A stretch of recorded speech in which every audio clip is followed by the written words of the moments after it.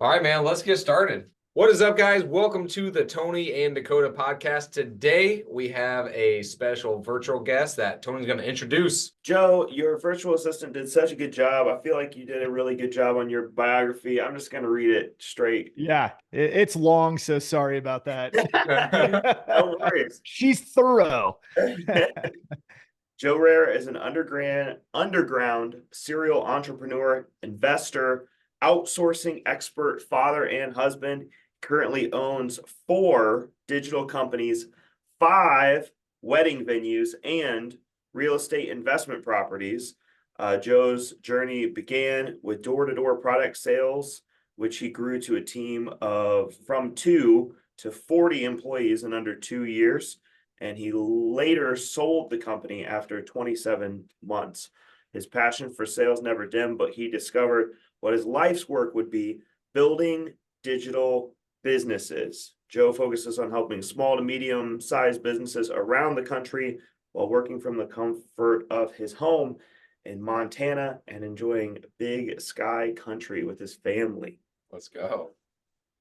That's awesome, man. Thanks for coming on. Yeah, you got it, man. Appreciate it. So I think we mainly put down some of the businesses that we're most interested in learning from you on. As soon as we heard that you had been doing wedding bookings and things like that, we were like, oh, we just bought not too far from here, maybe like, I don't know, 10 minutes from this office, a building that used to be an adult club. We're in the process of converting it into a reception hall. Okay. And so it's going to be used for weddings, receptions, that sort of thing. Yeah. What does that business look like? What do we need to know getting started? Because we're completely new to that. We have a lady who's going to be handling some of the bookings, some of the logistics, some Yeah. of the, it seems like everybody wants their tables a certain way. They want their, everything's got to be perfect. So what are we going to mess up right away that you're going to help us fix right now? Well, I mean, I think the first thing is to start with like really what's going to be the vision and the brand of that venue. What's it going to be like? How are you going to be different from somebody else? Because I mean, there's massive competition in the wedding market. What market are you guys in? Where are you guys located? We're in Indiana. Okay. So I mean, recognize that in almost any market, approximately 5% of the population is engaged at one time, right? Somewhere around 3 to 5%. That's your entire market. That's all you have. However, the interesting thing is that it recycles, right? So people get married, then they get engaged again, or not again, but hopefully not again. But it does happen. I think in the years that we've owned the venues, we've had one couple get married in our venue, or one person. It was the bride. She got married in the same venue twice, which is weird. Yeah, and to me. Yeah, so I think setting up the brand, like what are you guys going to be known for? What's going to be the differentiator in your guys' venue over every competitor? Find something that you can be very, very different in and go heavy into like what's going to be amazing about your place. That other people, because you're going to have a little bit. This is kind of funny that you said that. So I live in the country in Montana. We live like at the base of a mountain range. About 3 or 4 miles up the road, there's a restaurant. This restaurant back in the day used to be a strip club. And so it's funny you said that. And for a long time, people like, what, and it was, what was it called? I think it was called like Buffalo Jump or something, which has history in itself. But anyway, so they were changing it into a restaurant and nobody really knew what it was all going to be about, but everybody's like kind of waiting in anticipation.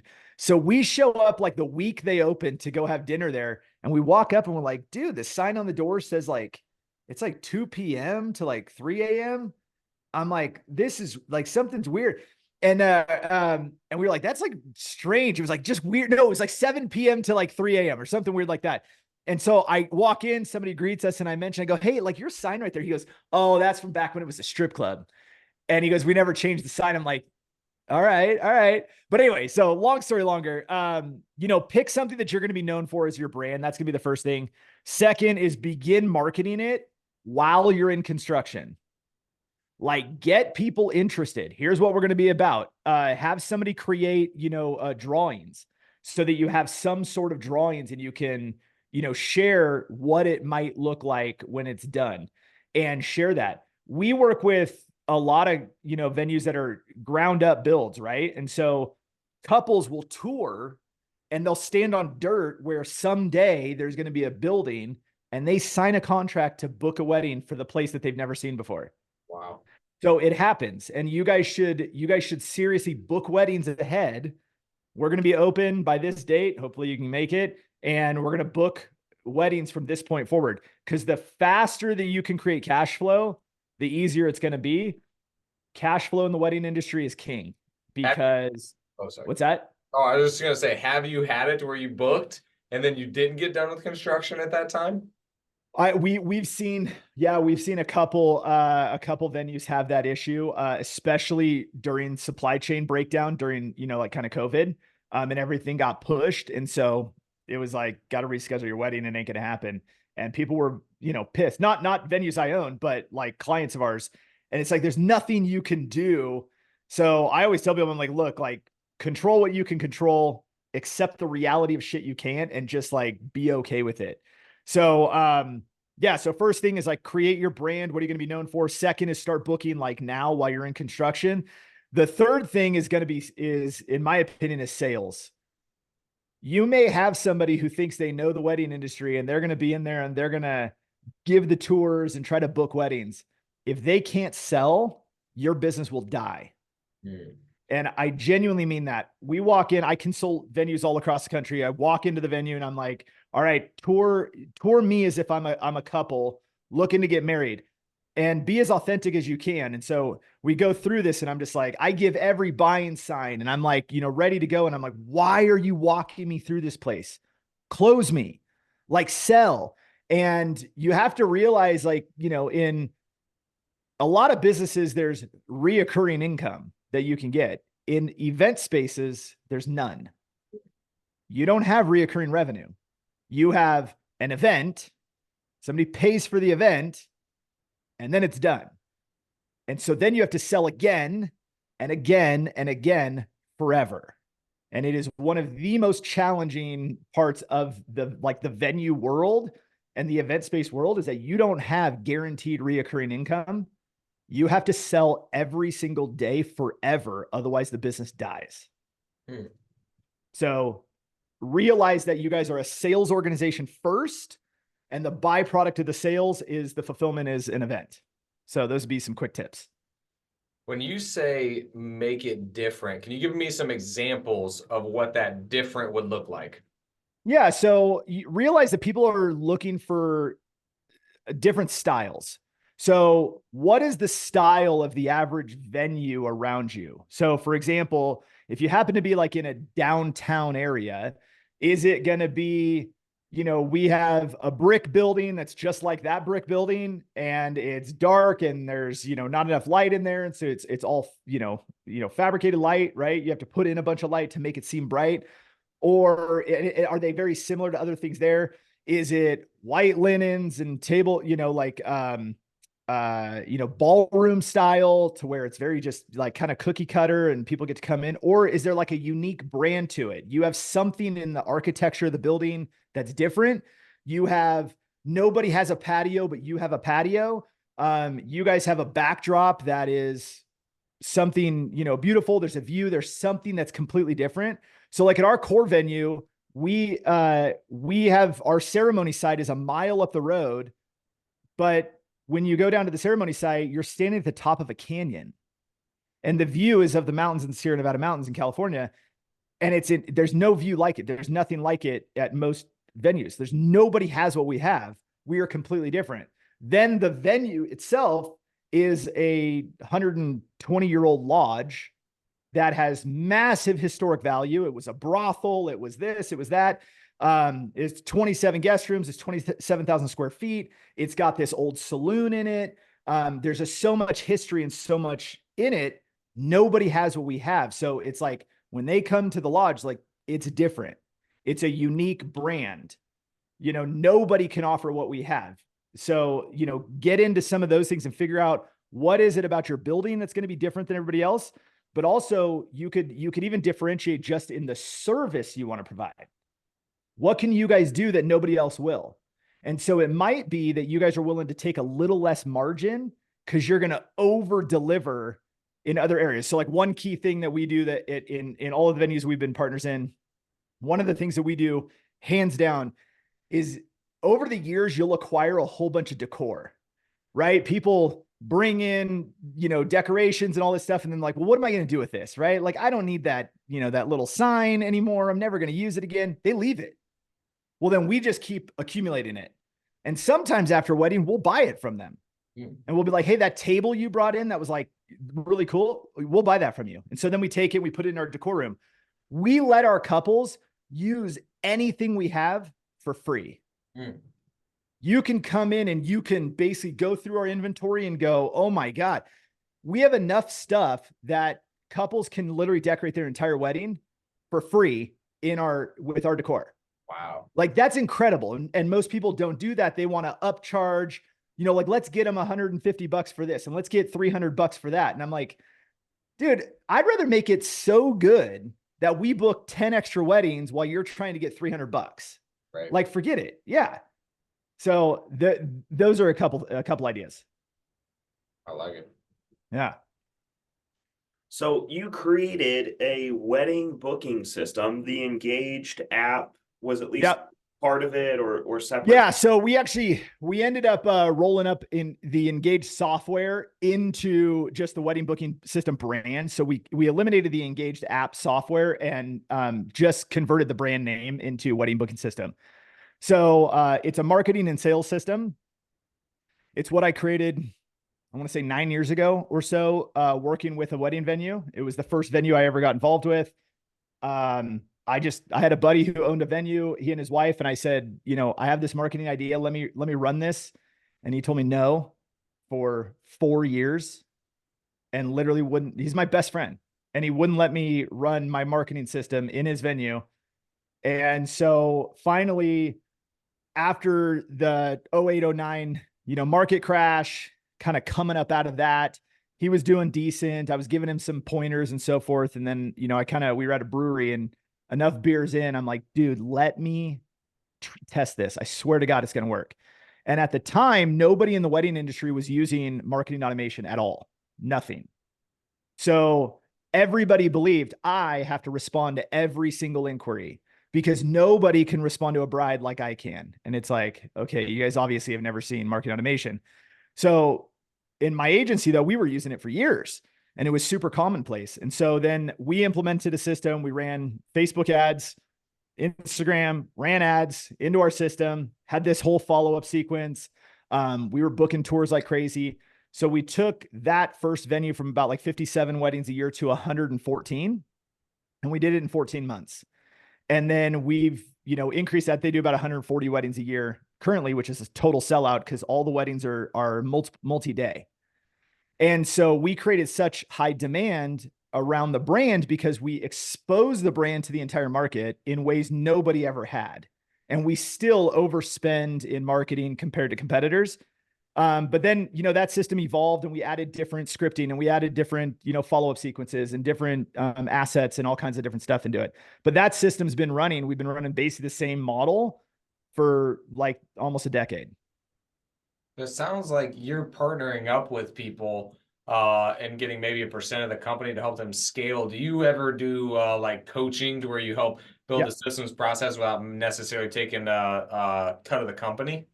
Yeah. So when we buy into a venue, we do it when somebody's either in trouble or we see that they're just not maximizing the upside. And the only way that they're going to maximize upside is if they have a capital infusion. And that's where we can either step in. Sometimes it's operational. My partner in all this, like he's unreal with operations when it comes to venues. So I mean, we also do, I've done tons of consulting where I just fly in and I come in for like 2 days and we just go through like, what is the process? How is this going to run? What are you going to do? Top to bottom, let's go through the whole thing. And then we take, whatever information we learn, and then we kind of help create a plan, marketing, sales, ops, and the whole thing. Talk about tech stack, everything that you would need to operate that venue. And so, yeah, we definitely do that. And we just do it for a flat fee if we don't take equity. Yeah. Cool. You said the tech stack, you're talking about like cameras and the internet systems and like things like that when it comes No, to. more I'm talking about like, what do you use it for planning? Are you using like aisle planner? Are you using, things to, like if you're heavy into catering, like that people use like, these catering platforms, what are you going to use as far as technology to operate the business? And so, we have our recommendations, we have our structure on how we do it in our own places. And then we just kind of advise that direction, and then you could pick and choose and kind of, work with whatever, works for you guys. Would you be open to disclosing how much that is? Yeah, so we charge 10,000 to come out and do that. Okay, 10,000 for 2 days, and you give basically the whole outline. Yeah, well, it's not even an outline. I mean, we'll even help you with implementation in a lot of it. Oh. Yeah, so like when we choose, like, hey, here's the tech stack that you should use. Like, we'll actually go build the marketing system for you. Then from there, if that's what you want, you can take it, you can use it, you can, pay whatever fee there is for that. Same thing with, I mean, even how you do like table layouts and, people want different layouts in buildings. So there's things like, like aisle planner and, total party planner and like a bunch of these platforms that let you create table layouts, and you put in your schematic for your space, and you can move tables around, and you can make the head table this size and this many people and all these different, shapes and sizes and layouts. And so there's stuff like that that's really cool depending on what you need. Yeah. Yeah, we were thinking of using this space, or we are going to use this space for our Real Estate Investors Association meetings, which are Yeah. going to be once a month. And we're going to move that to a weekday so that we can keep the weekends for Yeah. weddings and that sort of thing. But then also possibly bringing in, international speakers to speak about real estate, hosting events, things like that Yeah. in the future. Do you have recommendations for like, or have you done things like streaming or video We recording? haven't, because we typically do, like all of the venues that we're a part of, we only focus on the wedding side. Like that's it. We don't even do corporate events. Like none of our venues do corporate events. And the whole reason for it is like, I'm the firmest believer in staying in your lane and you do what you're great at, right? Like me marketing for corporate events, like I don't know how. I mean, I'm sure that if I spent a lot of time, I could probably figure it out and get decent at it. But like what I do know is that if you give me a venue, I can book it to capacity forever. Wow. And we have the strategy for that. And so we just stay away. I'm like, I just don't know how. And then on the internal side, with every venue, our staff doesn't have a clue how to function in a corporate event environment. It's not a wedding. And so what I'd rather do is I'd rather say, hey, I don't want my staff to have to flip their mind and go, well, how do we create this environment that makes sense for a corporate event that might have like an award ceremony, or they might have, the speakers and all these things going on that's just different, right? Our team knows exactly what to do through the process of how we run a wedding. They just don't know everything else. And I'm like, why don't we just do what we're best at? Let's stack those solid and then we're good. And so yeah. So, I mean, I wouldn't even advise on that piece of it. There's a lot of people who do amazing events, out there, corporate stuff. So I'd, lean on them when it comes to streaming and all that. When you made the transition, because I imagine you were a door-to-door salesperson, you started making a lot of money in door-to-door sales, you started managing a team and that sort of thing. What inspired you to make the transition from highly skilled practitioner to I want to own a business and have more responsibility? Like, were there breaking points too where you were like, man, I wish I was back in door-to-door sales? Oh, I mean, well, I would frame it this way: is like, I've always known that I would own businesses. Like that's always been what I was going to do. So there was never a question on whether I would have a job and just do that. Like the door-to-door sales business, like I owned it from day one. And so at first it was just me and like one other guy. And like we took product and we went and sold it. And then we came back, we settled up, managed the inventory, figured out what the margins, were. He got his profit, I got mine. That was kind of it for then. Then it just grew and we added more people and more people. The responsibility became, now I don't work out in the field and actually sell stuff. I now have to sell the business idea to people who are looking for jobs, and I have to try to get them and convince them that, hey, it's a great idea to go sell shit out of the trunk of your car. That's an awesome business. Like, you should be excited to be a part of it. And so then it just became a different sales, methodology. And then it was managing all of these people, managing our giant inventory of, we have a warehouse full of stuff, right? There's $1 million in inventory. I'm responsible for it. I got to make sure these dudes don't steal it. And then, and then they're out selling, and hopefully they come back with, with the money that they owe me, because everything was on consignment. So it was a really funky business model, but it was very effective back in the day. But I always knew that I was going to own businesses. And so that was always the goal. That was always the plan. It said in your bio that like a couple of the businesses failed. What were some of the times when you were like, dude, that was not fun, I will not do that again? And which ones were you like, wow, this went a lot better than I expected, I would double down on this, and we're going to do 10 of them now? Well, it was, let's see, the first major failure, I had sold the sales business, sold the inventory, sold the contracts, made a little bit of money. And then I dumped all of that money into real estate. And this is like in the 05, 06 era, right? So I'm in my early 20s, I'm an idiot, and I'm just buying real estate like crazy. But I was dumb because I wasn't buying for cash flow. I was getting in, I was just doing capital gains, just flips. All I was doing was flipping properties. So like back then in Northern California, where I was, like in the Sacramento Valley, they were building neighborhoods like crazy. I mean, so many. So you could go in and just put a deposit down, get in contract on a property. By the time they finished building your house, you stick a sign in the ground, and then it's sold instantly, and you just made a margin on it. Then I would take that margin, I would roll it into the next property, and I just did that over and over again. And then we figured out that all of these subdivisions being built back then, when you would get a loan on them and you would have to get financing, none of the lenders knew that you were getting a loan over here. So if I got a loan over here at the same time, they had no idea. And you would sell it before it ever hit your credit, so it didn't matter.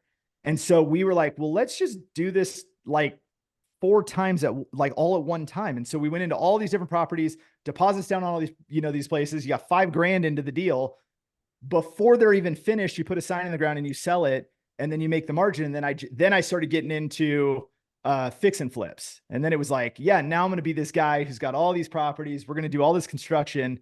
And that's when the 08 crash hit, and I lost everything. And we had 18 properties in construction as the market just started to tank. And I watched just the margin that I had available in this disappear. And I was like, shit. And now nobody can afford to, or nobody could even finance these because the market's dead. So I was like, so what do I do with all these? So I ended up giving 8 properties back to the bank. I was like, forget it. Sold a couple off to a buddy just to break even. And then and then that was like my big first major failure. Like, I was like, whoa, this sucks. So that one failed. Then I read the book, the 4-Hour Work Week, as I was groveling in pity. Read that book and decided to start an e-commerce business just as the book teaches. So I went page by page and literally built a business.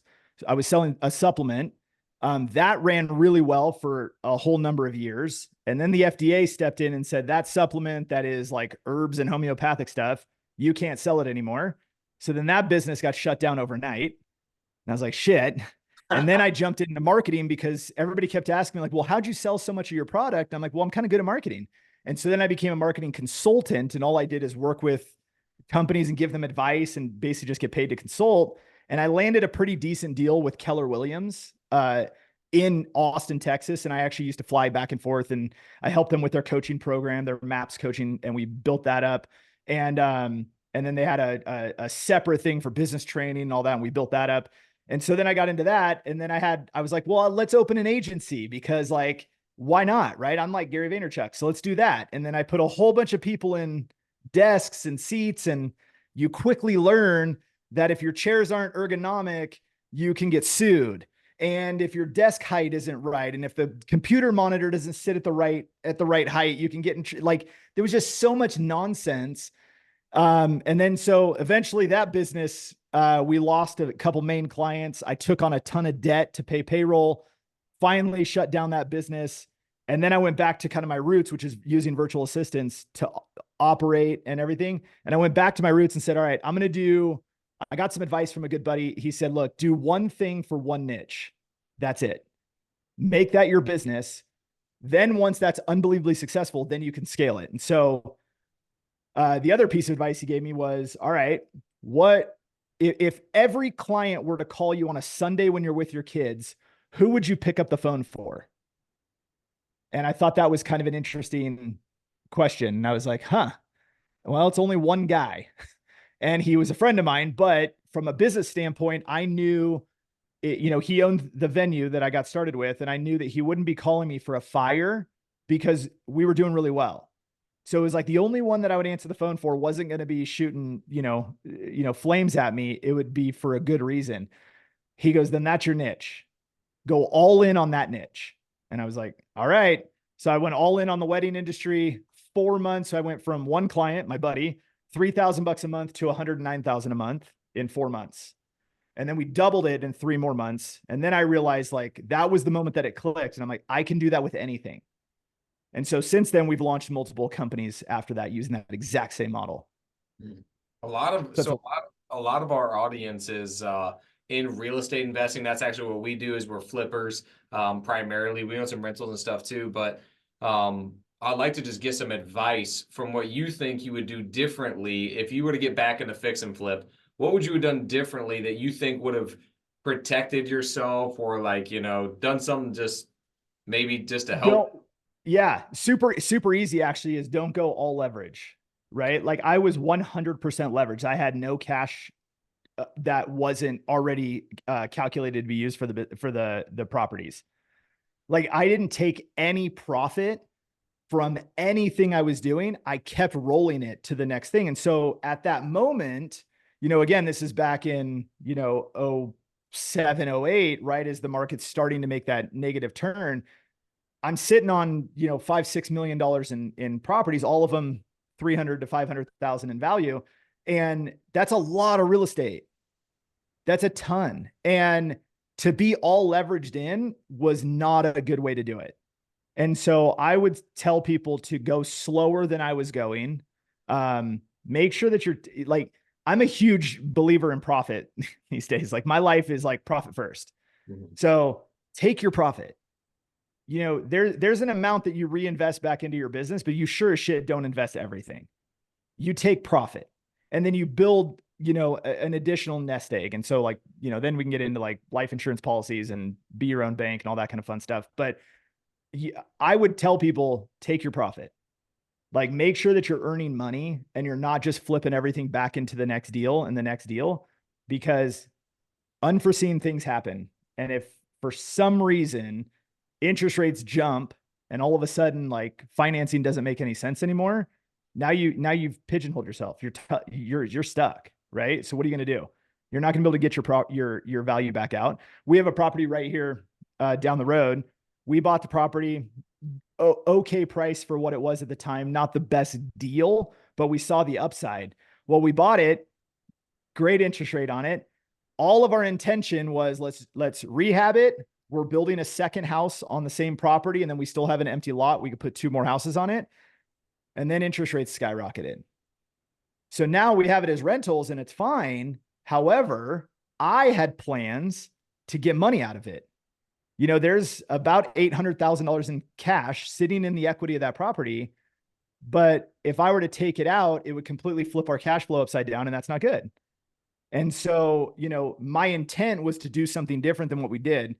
And now I'm kind of like, well, shit, maybe I didn't do that one exactly right. Maybe I should have had an early line of credit on it so that I had it, I could have used the cash, but hindsight's 2020. So yeah, I mean, my big piece of advice right off the bat would be like, grab some profit and don't over leverage yourself, because I think a lot of people do. And they either do it with like actual financing, or they might do it with partners to where now they're just in bed with somebody else owns a huge equity stake in the project. And, now they're stuck.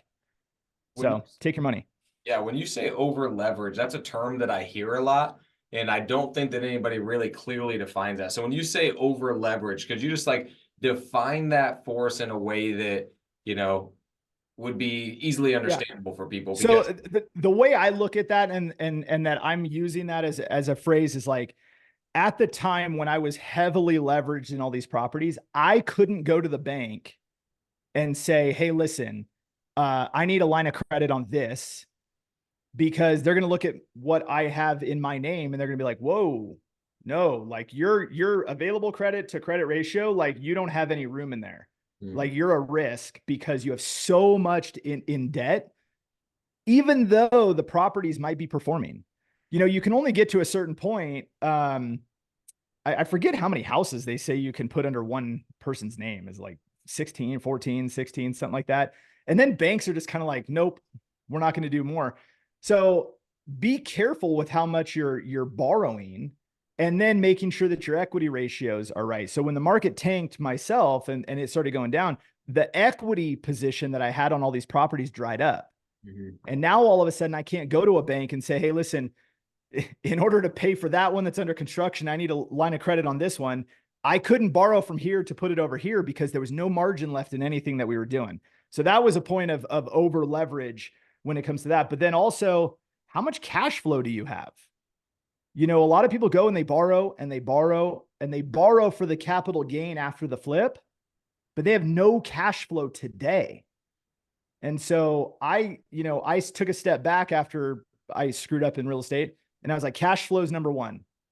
As soon as I get my cash flow down, I can fix and flip all day. That's easy.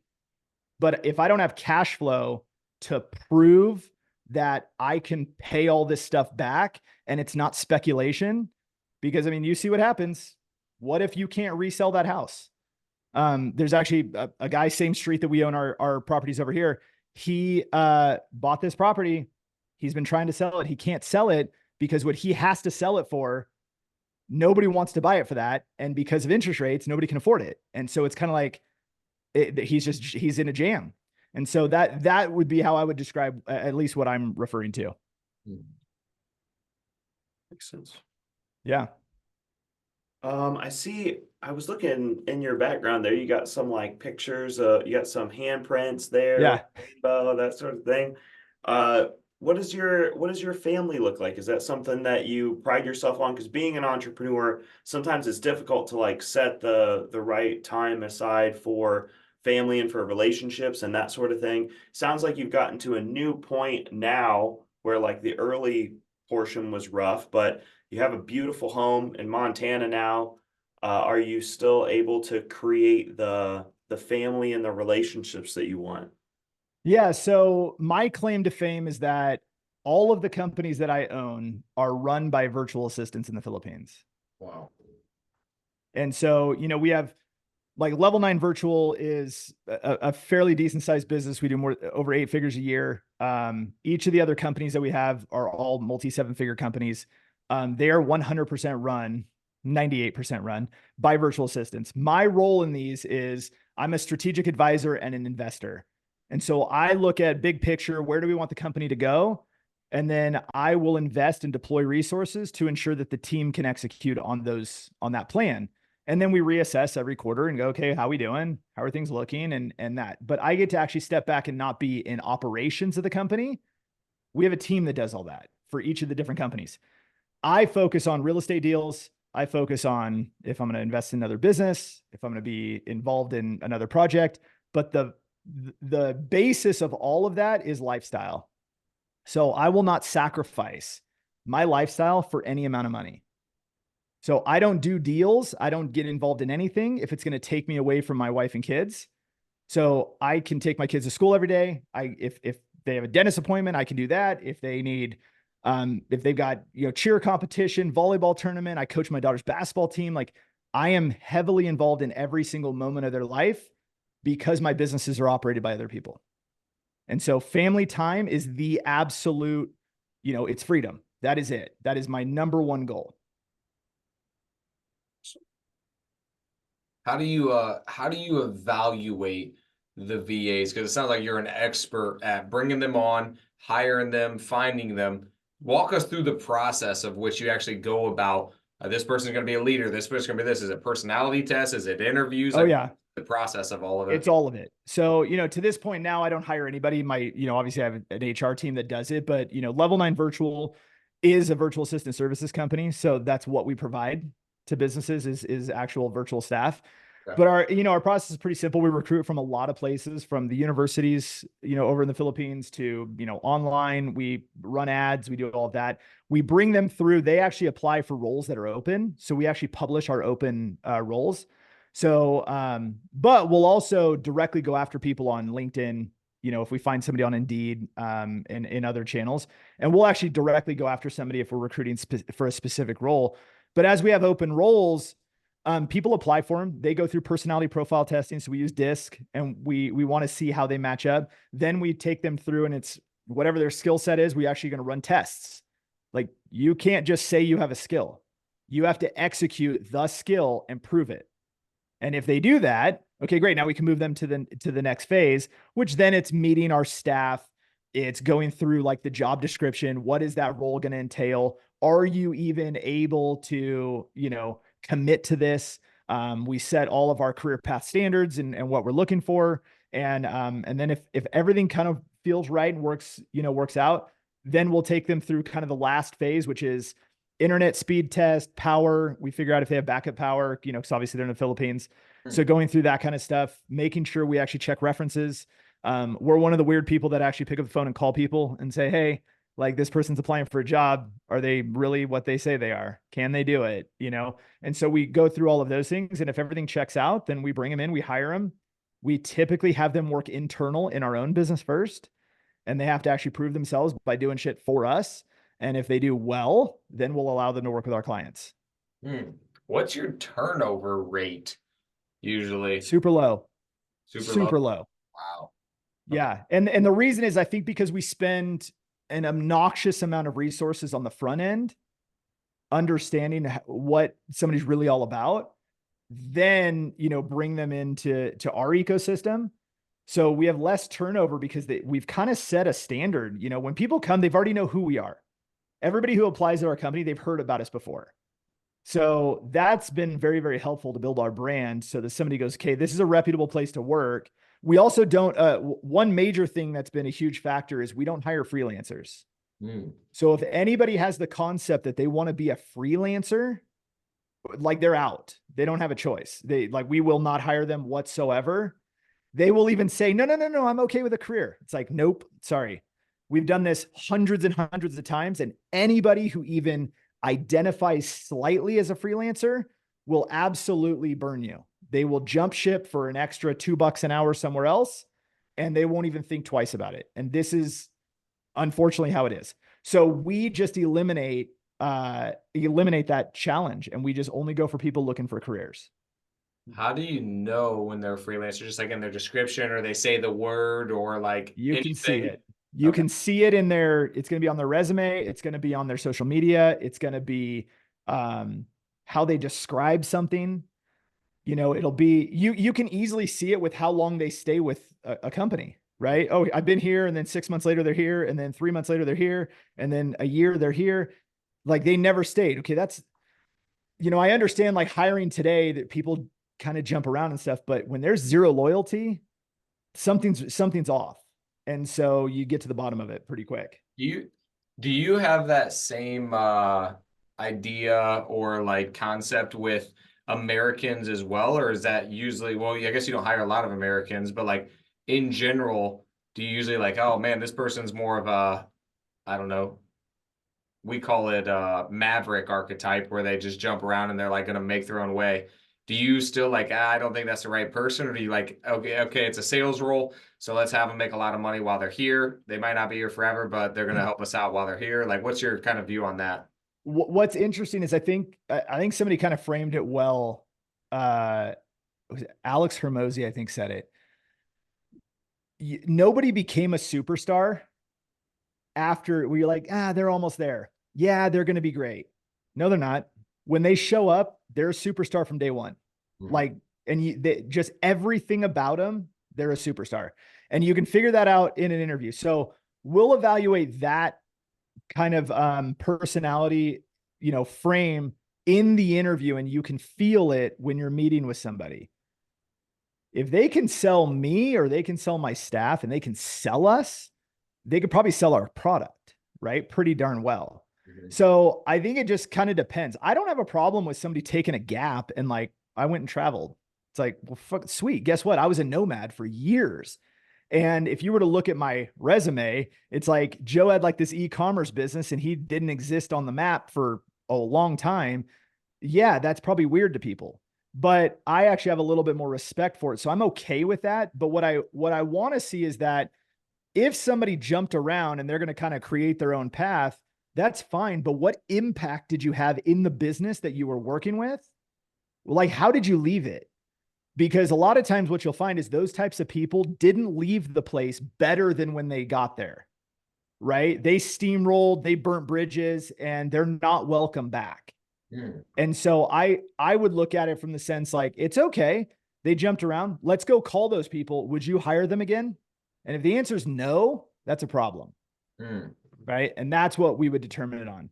You know, I believe that in any conversation you have with somebody, you should leave them better than you found them. And that goes for your engagement in work and anything else. So if somebody came to you and they're like, hey, Joe, I heard that you hire virtual assistants and I need 2. Are you like, okay, here's my fee? Is there like an upfront placement fee and then a residual fee? Or are you like, nah, we do like a minimum of 50 employees, or like you're not going to get no. for my service? Yeah, we work 1-to-1. So what we, I mean, if somebody came to me and said that, I'd be like, okay, you need to talk to Dakota because I don't do sales. But super simple. Our pricing is published on our website. Like we're totally transparent. If you want 1 VA or you want 100, it doesn't matter. And, but then, so you go through our sign up process. Our sign up process is you pay your first month the day you register. And the reason for that is that we don't lift a finger for you until you financially commit. And the reason is guess what? People are flaky as hell. And so if we go to work and we start finding the right person for you and we go through our whole process, my HR team, my placements team, I have to pay them for their hours. And while they're doing work for you and you're busy doing whatever you're doing and you're not giving us like the go, like let's hire this person, we could spend months getting everything ready for you. And then you guys never pull the trigger. So we just take payment up front. You financially commit, but then we take that payment and we say, hey, this is going to attribute to your first month. So then all we do is we move your second billing date to be 30 days after your VA starts with your business. So all the recruiting, all the stuff that we do on the front end, it's free for you. We don't charge you for it, but we don't do any of it until you financially commit. So that's kind of how we set that up. Is there? But yeah, we'll do one. You need 1 VA. You need 50 VAs. We do all of it. And is there reoccurring of like, okay, hey, instead of paying this much, you pay us a split, or like, is there a reoccurring fee to maintain them, or? We charge a flat fee that is a monthly. For example, full-time virtual assistants are $17.28 a month. Was where they start, depending on their skill set. If you get somebody who's like hyper skilled, like I need somebody who's going to be, a project manager, they're going to be an operations director, they're going to have a higher rate. But assuming that you need somebody who has a specific core skill set, they run marketing automation tools, they can build funnels, they can do, admin work and all these things. $17.28 a month is what we charge. We cover payroll, management, coaching, healthcare. We do everything built into that and we take care of the virtual assistant. You guys bring them into your business, set them up with email, train them on your systems and everything that you need them to do. And then you run them as if they're your own staff, and they are. We just manage the VA. You don't have to worry about transferring money overseas. You don't have to worry about, any of that kind of stuff. We take care of all of it. Have you ever had anybody that left and worked directly for the people, or do you guys have contracts for that? Or we have contracts with both clients and VAs. So VAs can't work with any client of ours, past, present, none of them. There's a very, very strict labor code over there and non-compete code in the Philippines, which I have an attorney over there. It's super dude, I mean, it's so not worth them doing it. Yep. Because what happens is then they have to turn around and they have to pay us all of the revenue that we should have collected. And so hope that they get paid more than that, because they owe us all of it forever. And it's super easy to get it in the Philippines. So it's like non-compete. It's not even non-compete. It's like, what do they call it? It's like, It's like the non-solicitation. And so clients, the same thing. If a client tries to steal a VA from us, they, in the contract, they voluntarily sign that they'll just give us $7,000. Done. It's a forced cancellation fee. Then go ahead, take the VA if you want, because you guys are both rotten anyway, right? But you're going to pay us. And like we have a 100% success rate collecting on it, collecting on the VA. Like it's too, it's a very simple, I just don't stand for it. And like, we won't allow it. Been through it before then. Yeah, because, people are dirtbags. Mhm. I mean, it's unfortunate, but it's like people will try to, it's like you can provide a great service no matter what. And anybody who has just like this, the tiniest little shadiness inside them, it's like they just want to try to figure out how to undercut. And it's like, okay, I get it, but just go find your own. Like, go do it yourself. Like, I don't care. You can cancel and not work with us. That's fine. But don't be shady. Right. Because like, we'll go all, and unfortunately, this kind of stuff, I just don't stand for it in business. I just don't think that there's a place for it. I love the old school. And I think that's why I love Montana so much, is like, I believe in old school. Like, let's shake hands and do a deal. I don't need you to, I don't want you to sign a contract. The only problem is that most people need you to sign a contract because they're shady. 100%. So, but I wish we could go back to like, you shake my hand and then we do deals. Yep. That'd be the perfect world. Yeah, I think Dakota was just thinking of a specific example of like when a VA was like, oh yeah, I do those videos. And then like they ended up doing a deal outside of it. So we were wondering if there's any kind of repercussions for that. Yeah, there's definitely repercussions on the VA side and the client side. And the funny part is like in all of that, like people at the end of the day, like shady people are really dumb. They're really dumb. And it's like, we can be as upfront and clear, communicate, and they'll still do something dumb, and they'll do something dumb and get caught. And it's just like, you guys, like, come on, so whatever. Yep. So how'd you figure out when you hired your first virtual assistant, or you read through the 4-hour work week, you got into virtual assistants? How did you even get started in that business, and how did you even know that it was going to make sense? Well, so I hired my first virtual assistant in November of 2008, and I've had a team working with me every single day of my life since. And then as I had an agency, before I closed that agency down, we were just like providing virtual assistants for our clients. And it was, they just needed support. And it was like stuff that we didn't do in-house as an agency. So it's like, let me help you get a virtual assistant. And then one of my VAs came to me and said, and she was an ops director at the time, and she said, you're giving away a ton of revenue, like a ton of income. And she's like, why don't you just launch a VA company? And I'm like, no, I don't want to run a virtual assistant company. That sounds awful to me. And she's like, well, we can run it. And I was like, huh, okay, bring me a proposal and let's talk about it. And so it was kind of like, here's how we would do it. This is what we would do. And then I kind of put in my 2 cents, and I said, all right, I'll finance it. Let's pull the trigger. And so then we started selling the VA services to our existing clients and nobody else. And so we had, 15, 20 clients at the time, I think. And, it was working, and I was making money from it. And so it was kind of like, okay, that works. Well, then when I closed down the agency, they kept working with the VAs, even though we didn't work with them in our agency anymore. And I was like, well, that's kind of cool, right? We still got that going on. And then when I was able to go from like kind of 0 to $100,000 a month, and then we were able to do it again, I was like, I could do that with the VA company, because we didn't have any like sales model. We didn't do any marketing. We didn't do anything. It was like, hey, we just kind of refer people to use our VAs.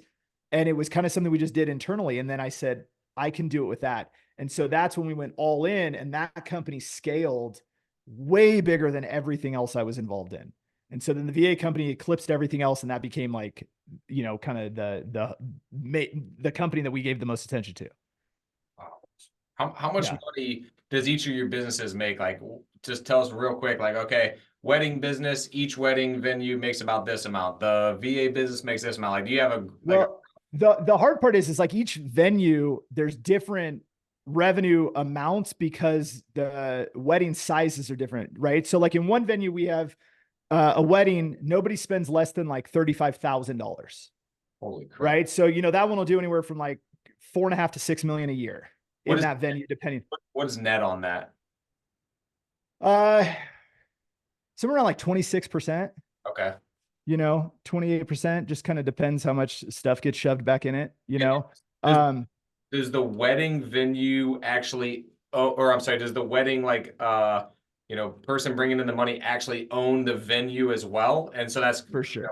okay. We did the real estate in two. Yes. Yeah. So the real estate's involved. So there's a couple areas that we always focus on. Number one, which I should have given you this as your, like a core thing. If you can get a liquor license, own the liquor.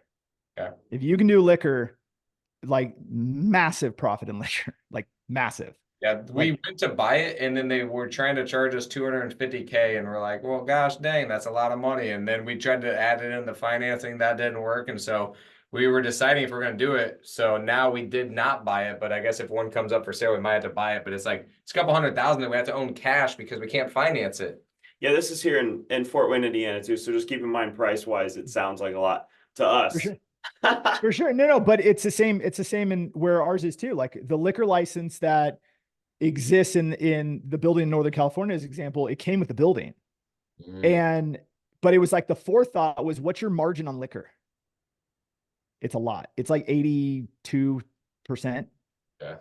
So when you go, like a trick when you sell weddings is like, oh, hey, you should get here. And if you do that, we'll throw in $1,000 bar tab. Well, what does that cost you? About $270. Wow. And then the cool part is when you do the event and you go, great, let's get everybody back and we're going to do this happy hour while they're doing photos and that whole thing. Come on back and everybody starts drinking, right? Yeah. And then what our bartenders are really good at is they provide top shelf liquor first. You go heavy into the stuff that's expensive and you use that bar tab super fast. And then you turn around to father of the bride, father of the groom, and you go, hey guys, you're running a little low on your bar tab. Do you want to just, add another $1,000 to it? 90% of the time they're like, absolutely, here's a card, right? And then just boom. And then you could turn into cash bar later. And it's phenomenal. And so liquor is a huge thing. And then, so that's number one, always control the liquor. And number two is control the real estate. So if you've got a lease on a place, you can always lose your business. Yeah. Like, got to own the real estate. What is your split then? Like if you're saying the liquor is so much profit, what would you think that your profit margin would be without the liquor if you're running 26%? Because that to me sounds like pretty healthy, pretty normal business, but that's including the liquor, it sounds like. Well, it's including the liquor, but realize, we do 140 events a year, right? 120 depending on the year, and that's it. And then we also have a building that's like 110 years old. So there's massive improvements back into the building that happen every single year. For us to carpet our building like we had to do a few years ago, right? That's like $70,000 just in like carpet for one floor, right? And so the unfortunate part is like there's the real estate piece of it that eats some of the margin away as well. And so because there's just improvements that have to happen. And then where we are located you would be shocked because California has a lot of fires. You'd be shocked at what our insurance policy is. It's insane. It has, what do we have? 7x over the past 5 years. What the heck? And we like legitimately, there was a fire by that building. There was a fire that came so close to the building. We expected to wake up and get told that the building was gone. And for some reason we got lucky and the wind turned and that was it. And so I understand to a degree, but insurance companies are bullshit. So, cause it's gnarly. Yeah. So anyway, yeah, but I mean, the real estate side of it gives massive advantages as far as, tax goes. I mean, you guys know this in the real estate game. Right. So there's all this depreciation, there's all this opportunity for tax, savings and on that side, that doesn't play into what your margin is. If we were to look at what does the property do by itself, well, the property may kick us a 20%, return. So now all of a sudden you have a business that's doing, 46%, like that's different. But it wouldn't correlate exactly like that because revenue is different than what we collect. So anyway, but yeah, we can get as complicated as we want, but makes sense. So go ahead. Is there any workaround to getting a liquor license? Like, is it possible to cater in Oh, alcohol? of course. Of course, you just don't own it. And so they know what they're doing. If they have the liquor license, they're taking most of it. Now you can definitely work out a partnership deal and do something where you have a catering company, or some places, and I don't know what it's like where you guys are, some places have actual liquor licenses that are just like, you can place it in a venue for a day. And, but you're going to pay for it. Yeah. Nobody's dumb with a liquor license. They're going to grab it. Yep. Yeah. We had to, you have somebody with a liquor license pull the permit for the day, and then have them kind of run it. We were thinking about just negotiating the split for now until we can generate some income and then buy one. Yep. Yeah. I would definitely do that. Find a way to make sure that don't do the bring your own beer type thing. Try to get somebody to manage it. I think it's also better for your guys' insurance policy when it comes to, if people are bringing their own alcohol, that's a little different than if you have somebody who's a licensed, serving company that actually provides the liquor. Totally different. So yeah, I would evaluate that. What's your biggest struggle right now, Joe?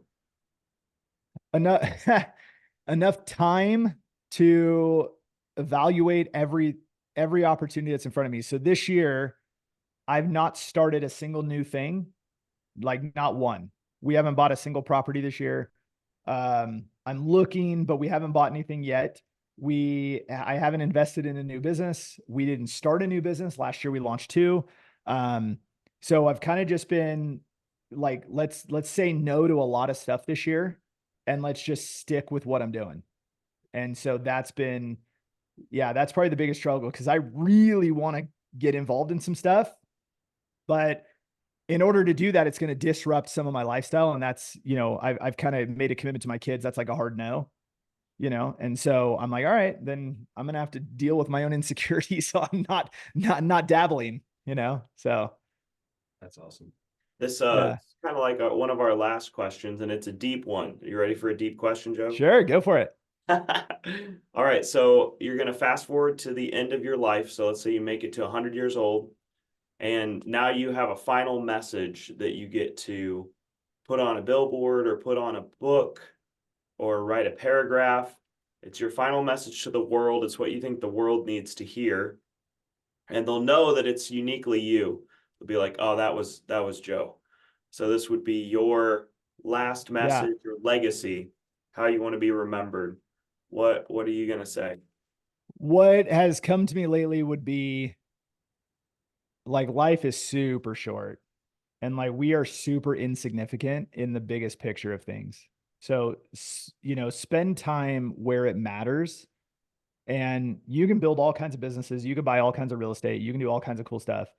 The only thing that matters is the relationships that you have with the people who are closest to you. So I always say, like, my family, and if you read anything on me online, like I tag, family above all, right? It's like super important to me. And so the only thing that matters is that, like, my kids know if I'm on a podcast interview, if I'm in a meeting, they're allowed to walk in, come right here, completely disrupt the meeting, disrupt a podcast interview. And if somebody's not okay with it, like, I'm cool with canceling it. I'm cool with not doing business with you. It's fine, because the most important thing that exists is my children, my family. And I want my kids leaving, they know dad was always there. Dad was always available for us. And so I just think that people over exaggerate their, like, what life is, and they go so hard on so many things, and they just negate the stuff that actually matters. Because again, as we're all laying on our deathbed, right? We're all laying there on a deathbed. The only thing we want back is more time with our family. Nobody wants an extra deal. Nobody wants an extra apartment building. Like, all they want is, like, I wish I had one more day with my kids. That's it. So I would say life's not that significant, and, spend time where it matters. Awesome. Yeah, there you go. How can our viewers get a hold of you if they want a few of your different services that you mentioned? How would they get a hold of you? Yeah. So, if you're interested in Level 9 Virtual and virtual assistant services, level9virtual.com. We're actually doing this free trial right now, that if you just do /trial, there's an opportunity for you to come in, just test out our services, super low cost, get some projects off your plate, see how you like it, and then we can go from there. That's a good one. You can always book a call with my team. Top right corner of every page has book a call. Super easy. And then joe@level9virtual.com. Very easy to get a hold of me. I love it. Do you have any Awesome. final thoughts that you want to share with the listeners?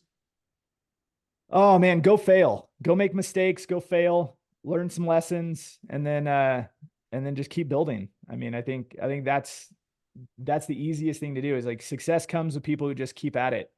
You know, go make a mistake, learn the lesson, keep going. Because everybody else, all of your competition is sitting on their hands.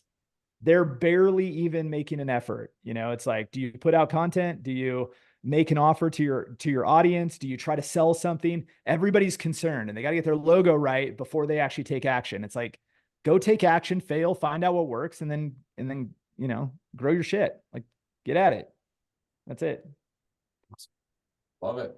Cool, man. Well, thanks for coming on, and thank you guys for watching all the way to the end. We appreciate you, man. All right. Thanks a ton. I appreciate you guys. Yep. See you, brother. All right. See ya.